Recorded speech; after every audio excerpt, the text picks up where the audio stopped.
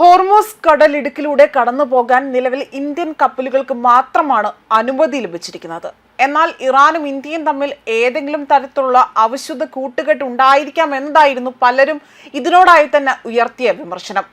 എന്നാൽ പുറത്തു വന്ന ആരോപണങ്ങൾക്കിപ്പോൾ മറുപടി നൽകിക്കൊണ്ട് ഇന്ത്യ തന്നെ രംഗത്ത് വരികയാണ്. ഹോർമൂസ് കടലിടുക്കിലെ ഇന്ത്യൻ കപ്പലുകളുടെ സുഗമമായ യാത്രയിൽ തങ്ങൾക്ക് പ്രത്യേക ഡീലുകൾ ഒന്നും തന്നെയില്ല. എന്നാൽ ഇറാനുമായി ഞങ്ങൾ പ്രത്യേക ബന്ധം പുലർത്തുന്നുണ്ട്. പകരമായി തന്നെ ഒന്നും ഇതിനായി നൽകിയിട്ടില്ല എന്നതാണ് ഇന്ത്യയുടെ വിദേശകാര്യമന്ത്രി എസ് ജയശങ്കർ ഇവിടെ വെളിപ്പെടുത്തുന്നത്.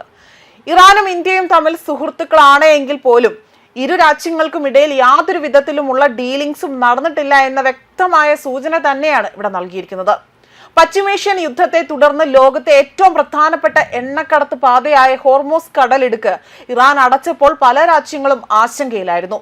എന്നാൽ ഇന്ത്യൻ ടാങ്കുകൾക്ക് മാത്രം സുരക്ഷിത പാത ലഭിച്ചത് അവിടെ അമേരിക്ക ഉൾപ്പെടെയുള്ള പാശ്ചാത്യ രാജ്യങ്ങളെ അത്ഭുതപ്പെടുത്തുന്നതായിരുന്നു. ഇറാൻ ഒരുപക്ഷെ ഇന്ത്യയുമായി ഒരു ഡീൽ ഉണ്ടാക്കിയേക്കാം എന്നതായിരുന്നു അമേരിക്കയുടെ സംശയം. എന്നാൽ ഭാരതം ഒരു കരാറിനും മുതിർന്നിട്ടില്ല എന്നും പകരം സമാധാനപരമായ ചർച്ചകളിലൂടെയും ഏകോപനത്തിലൂടെയുമാണ് പ്രശ്ന പരിഹാരം കാണുന്നത് എന്നതായിരുന്നു ജയശങ്കർ ഇവിടെ മറുപടി നൽകിയിരിക്കുന്നത്. ഇതോടുകൂടി ഒരിക്കൽ കൂടി ഇവിടെ ഇന്ത്യ ഊട്ടി ഉറപ്പിക്കുകയാണ്, ഒരാളുടെ മുന്നിൽ പോലും ഒന്നിനു വേണ്ടി പോലും ഇവിടെ ഇന്ത്യ മുട്ടുകുത്തില്ല എന്ന വ്യക്തമായ സൂചന തന്നെയാണ് ഇതിലൂടെ നൽകിയിരിക്കുന്നത്. അതേസമയം ഓരോ കപ്പലിന്റെയും യാത്ര ഓരോ രീതിയിൽ അവിടെ വലിയൊരു സംഭവമാണ് എന്നതാണ്. ഇതിന് കൃത്യമായ നയതന്ത്ര ചാനലുകൾ ഉപയോഗിക്കേണ്ടതുണ്ട് എന്നതായിരുന്നു ഇവിടെ വ്യക്തമാക്കിയിരിക്കുന്നത്. അതേപോലെ ഹോർമൂസ് കടലിടുക്കിലൂടെ തന്നെ ഇന്ത്യൻ കപ്പലുകൾ സുരക്ഷിതമായി തന്നെ കടന്നു പോകുന്നതിന് പിന്നിൽ ഇറാനുമായി പ്രത്യേക അവിശുദ്ധ കൂട്ടുകെട്ടോ രഹസ്യ കരാറുകളോ ഇല്ല എന്ന് തന്നെയാണ് ഡോക്ടർ എസ് ജയശങ്കർ വ്യക്തമാക്കിയിരിക്കുന്നത്. ഇന്ത്യൻ കപ്പലുകൾക്ക് ഇറാൻ ഇളവ് നൽകുന്നത് എന്തോ അതിന് പകരമായി ലഭിക്കുമെന്ന പ്രതീക്ഷയിലായിരുന്നു അമേരിക്കൻ ഊർജ്ജ സെക്രട്ടറി ക്രിസ് ആകട്ടെ ഒരു പ്രസ്താവന നടത്തിയത്. എന്നാൽ ഈ പ്രസ്താവനയാകട്ടെ നിഷ്കരണം തള്ളിക്കൊണ്ടാണ് ഭാരതം രംഗത്ത് വരുന്നത്.